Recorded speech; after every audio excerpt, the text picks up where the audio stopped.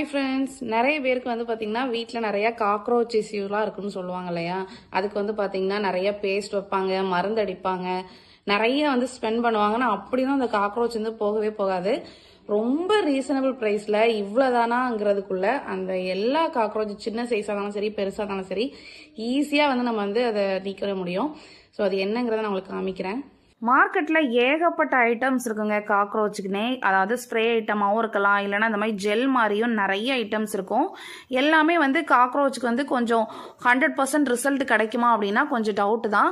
அதுவுமே கொஞ்சம் எக்ஸ்பென்சிவாகவும் இருக்கும். இப்போ இந்த ஜெல்லாம் பார்த்தீங்கன்னா 5.7 ரியால், பயங்கர எக்ஸ்பென்சிவ். ரிசல்ட் கிடைச்சா பரவாயில்லைங்க. ஆனால் இது வந்து பார்த்தீங்கன்னா நான் ஒரு 2 இயர்ஸாக யூஸ் பண்ணிகிட்டு இருக்கேன். முன்ன 100 பைசேலேருந்தே கிடச்சிது. இப்போ 130 பைசே. ஒரு சின்ன பேக் தான், 6 கிராம் பவுடர் ஃபார்மில் தான் கிடைக்கும்.